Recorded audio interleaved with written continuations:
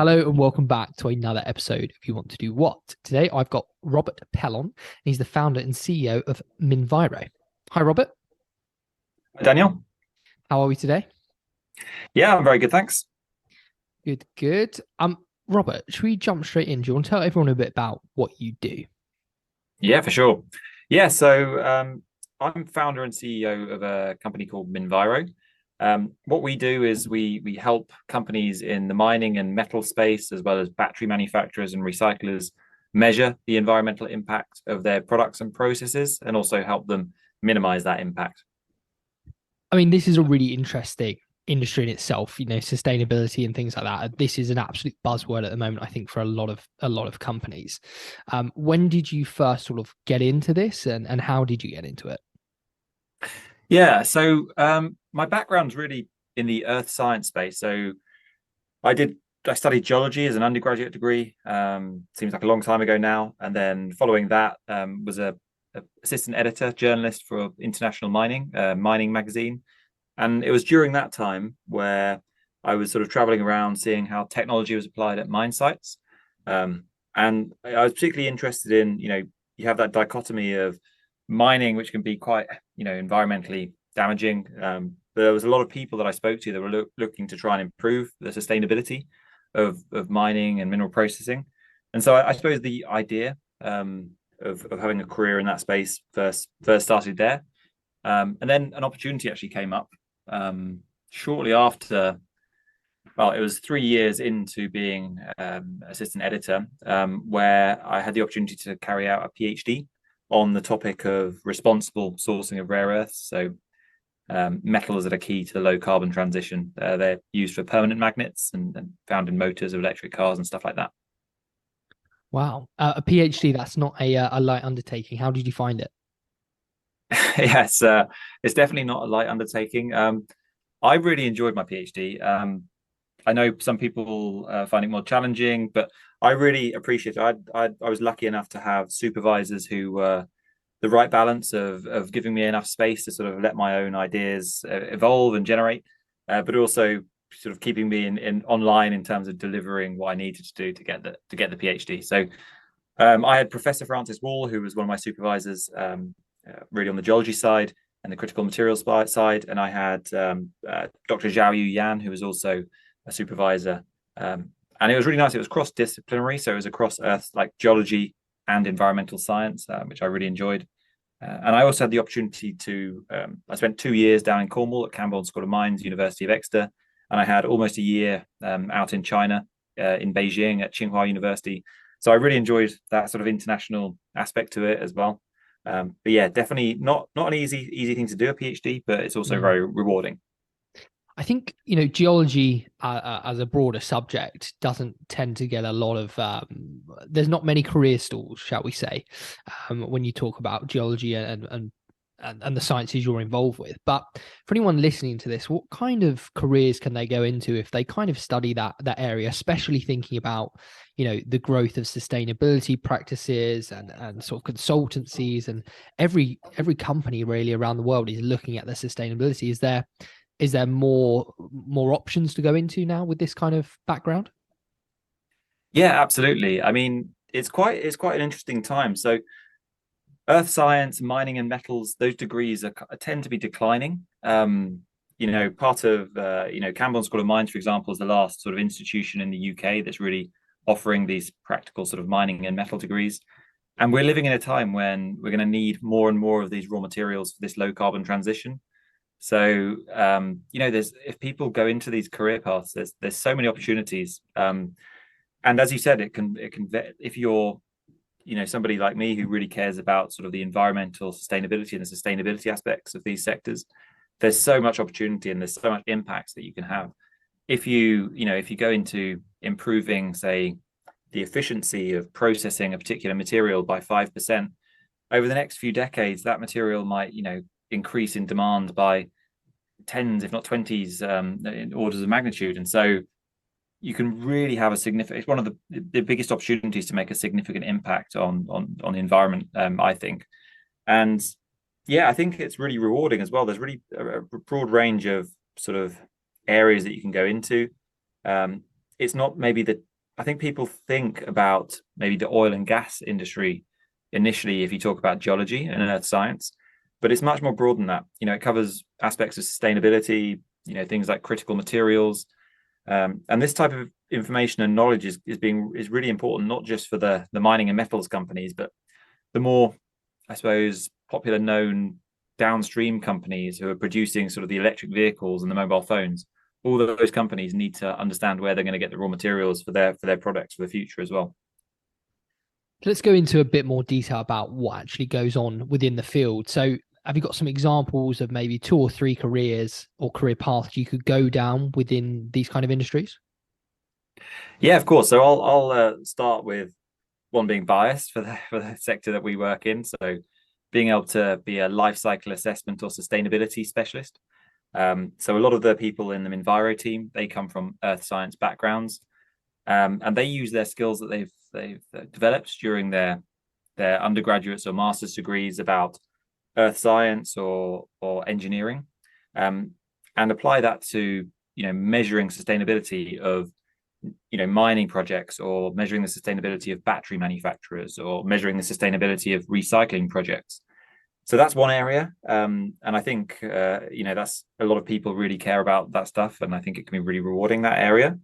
The other side, maybe a bit more traditional, is it's so broad, but you can be an exploration geologist is another example. And I think a lot of people find exploration geology one of the most exciting jobs you could have. I mean, you're traveling the world, sometimes sleeping in tents, in the middle of very remote regions, and carrying out exploration to maybe potentially find the new deposit that will feed the electric cars or wind turbines for the next generations.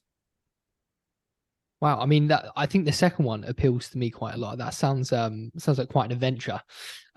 When people were thinking about getting into this, I think a degree is probably required. Am I right in saying that?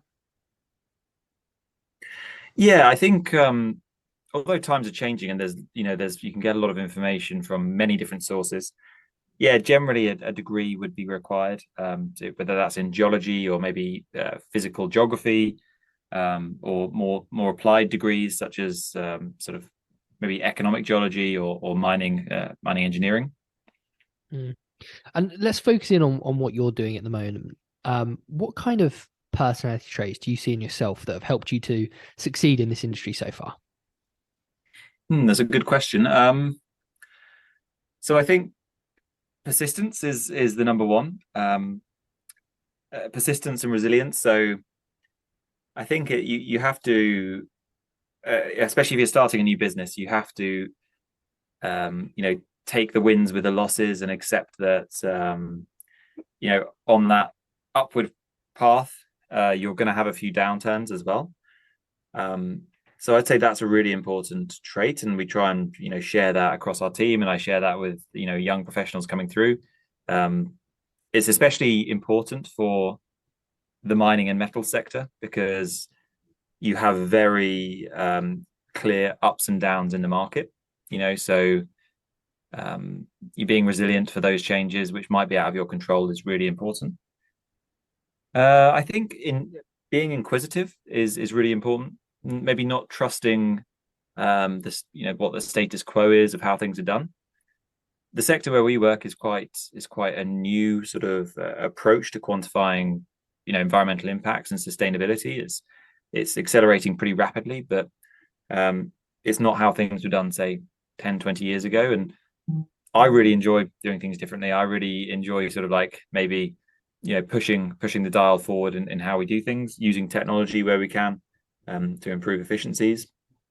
So I'd say those are the two major things. Maybe one last thing is collaboration. That's when you're starting a new company, you have to collaborate to succeed. There's a lot of big companies out there. They can seem scary when you're a small company, and the only way that you can compete is sometimes collaborating with other peers and solving some of the biggest problems together. Perfect. And I'm really interested in how you quantify the sort of environmental impacts of certain companies. In my day-to-day role, I'm CEO of Stability, which is like a carbon involved with the carbon credit world. And our clients have definitely always asked us, how can we quantify our environmental impact? I'm really interested to find out from you, like how you guys do that in the mining sector, because this is going to be applied to pretty much every sector in the business world, I think. But how do you guys go about it in your sector? Yeah, it's a good question. So we use a life cycle assessment approach, and so what that entails is we're collating, all the material and energy inputs for a process or for the production of a product. So if we think of an example, let's think of a key material for the low carbon transition is a material like lithium. So lithium goes into lithium ion batteries. So what we would do is, if we're looking at a mine site, we would look at all the materials going into that mining activity. So obviously you might be using a truck, so that truck might need diesel. So you're accounting for that. You're looking at things like explosives, maybe some fresh water consumption, maybe electricity. You're also taking into account all those outputs, so emissions into the biosphere. So this can be atmospheric emissions, emissions into waterways, or emissions onto land. So you can imagine maybe there's like waste rock, or maybe there's carbon dioxide emissions or emissions out of the exhaust of that truck.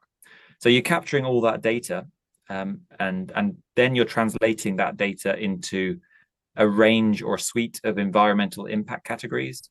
And some of these environmental impact categories will be familiar. So things like climate change, everybody knows climate change. So you'll have a score for the climate change impact category to produce, say, 1 kilogram of lithium, concentrate or spodumene or whatever material you're looking at. So you might have an impact like 15 kilograms of CO2 per kilogram of product. But you also have a broad range of other impact categories as well. So things like land use change, water-related impacts, things like human toxicity, acidification.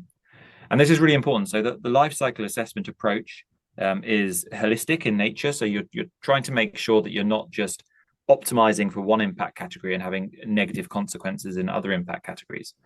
And this is really important when we're looking at the sort of the full value chain of this low carbon transition, because at a systems level, we're optimizing for climate change, which is really important because we're in a bit of a tough spot in terms of our, if we look at the Paris Agreement and look at what we've got to achieve to reach our target of 1.5 degrees warming.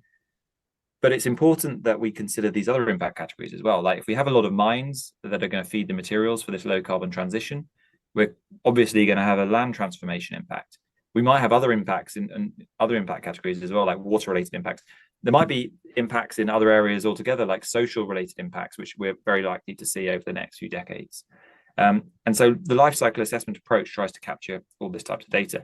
And you obviously do this right across the value chain for all the different materials, all the different intermediate processes, all the technologies, and until you get to like, holistic view of what the impact of different technologies is. That's really interesting. It's a lot more in depth than I first thought it was. I thought it was very much focused on climate change, but all the other factors, because I guess if you focus on like climate change, for example, you could just push your effects onto a different category without thinking about it. But what you're doing is having a holistic approach to every possible, outcome of your actions, which is really interesting. Yeah, absolutely. And you can even, it's basically the life cycle assessment approach is trying to avoid shifting burdens, is the way they phrase it. And that can be done, from one impact category to another, but it can also be from one geographic region to another. So if you imagine, I'll give you an example. Imagine if the UK economy, we said, okay, we're not going to combust any oil or gas in the UK anymore. We're only going to use batteries and electricity generated from maybe like wind turbines. Now, we wouldn't have any direct emissions. There would be no sort of climate change impacts during the use phase of that stuff in the UK. But that's not to say that there would be no impacts. The impacts would be geographically elsewhere, where those materials have been mined, where those refineries, where those processing plants are. And so life cycle assessment allows you to sort of peek into those supply chains and understand exactly where those impacts are and give a fair sort of full life cycle assessment view of impact. Very, very cool. What has been the biggest positive for you so far in your career, whether it's something you're an achievement you're proud of or your day to day you enjoy? What's been the biggest positive? I think it's growing the team at Minviro. It's there's so many.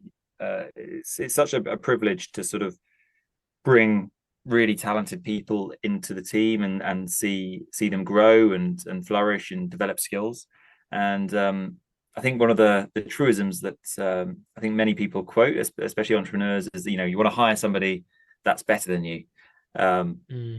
and it's so true. I mean, once the company grows, you're it's not so bad if you're hiring people that are better than you for the first five hires, but if you've got 30 people that are better than you, you start, it starts to feel a bit degrading. But it is a real privilege to like see the team flourish and grow, and as a company as well, like develop that culture, that vision, and the mission that everybody's aligned to. And on the flip side of that, what's been the biggest challenge so far?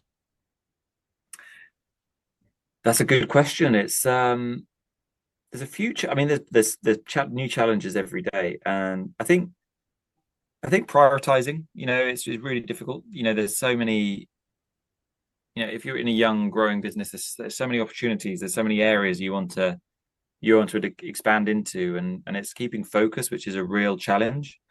I think another challenge as well is sort of the natural growing pains of a business. So, the way that a business runs with when you've got five people or six people is very different to when you get to like 30 people. It's a completely different beast. And, there's different structures and different ways of communicating, and Mm. everyone's got to pull in the same direction. And I think that's been really challenging. One of the biggest sort of positives, I think, is bringing experienced people into our team. That's helped with that journey. So bringing in Mm. a head of people in Nicola, and also a COO in John has really helped us go through that phase.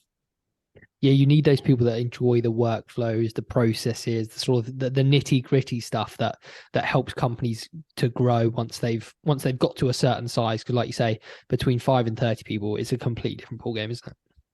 Yeah, absolutely, and it's bringing the experience as well. So our team was quite young and dynamic, and you know lots of enthusiasm, but you need some people that have been there, done it, made the mistakes before, so they don't have to repeat them here, which I think is really valuable for us. Mm. So take me through the day of maybe one of your consultants at Minbiro, a client-facing role that's maybe looking at the cycle we discussed earlier. What kind of tasks are they doing? What things are they doing on a daily basis? Yeah, so our consultants, we try and ensure that everybody in our team has a pretty diverse and interesting type of work. So you're not just doing one task. We like to have our consultants sort of going through the whole journey with the customer. So it can even start with engaging with new customers, finding people that need these LCA services. It might be people going to conferences. There's a lot of opportunity for travel in our team. And then there may be, say, if we've got a live project going on, there may be a conversation with some of the sustainability professionals in a mining company or in a battery manufacturing company or in an OEM. And then they might be, working out exactly what their needs are in terms of what they want to measure the impact of. Do they want support in creating these impact reduction roadmaps about how they can reduce the impact of their products? There's typically a fair bit of sort of modeling involved. So, you need to be pretty numerate to be able to do life cycle assessment. It's quite data intensive. You've got to be familiar with a lot of the sort of, I suppose, GCSE A-level mathematics type work where you're sort of looking at a lot of data, looking at analyzing it in different ways. And then there's a big part of it, and it's really important to be able for the consultants to be able to communicate really well. So presenting findings, explaining why findings are what they are, and communicating with different types of stakeholders, whether that's directly with the customers or maybe communicating to investors on the customer's behalf, or to different other stakeholders that might be involved. There's also loads of opportunities for consultants to get involved into. We have quite a big R&D team here, so getting involved into some of our R&D projects. So that's kind of if you've got, more cutting edge, maybe innovative approaches to to measuring and mitigating environmental impacts. And there's also opportunities to sort of work with the marketing team, so writing white papers or writing blog articles, or working with the technical team to help develop our technology products. So it's quite ranging, Mm.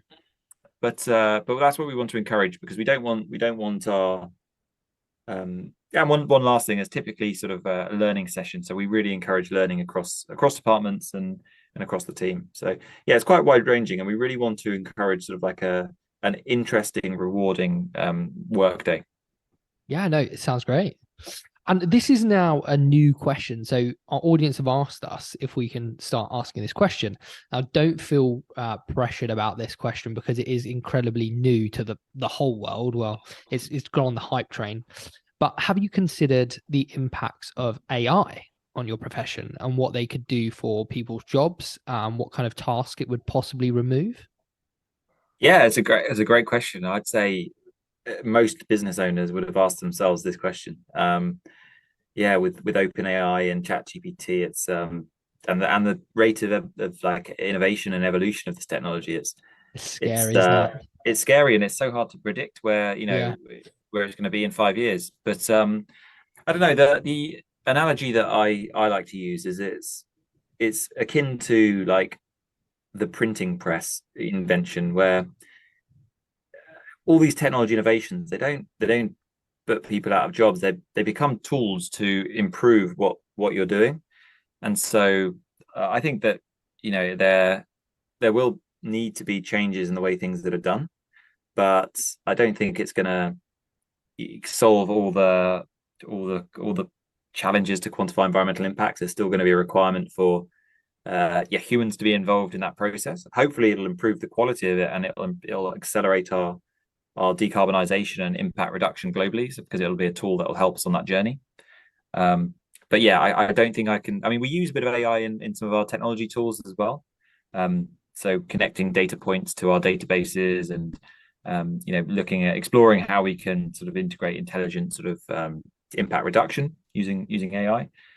But yeah, I don't think I can say what the sector is going to look like in 5 years with relation to AI. Mm. There was a really interesting article I read earlier this week talking about how AI could essentially make competition between companies doing the same thing a lot harder. And it would actually mean that it's more relationship based than it is now.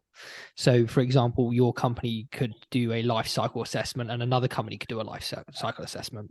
And you may come to, if humans were doing it, there may be, slight errors in one company's or slight changes in one's, but AI is going to level the playing field to mean that it's going to be a lot more relationship based with your clients. What do you think to that kind of approach?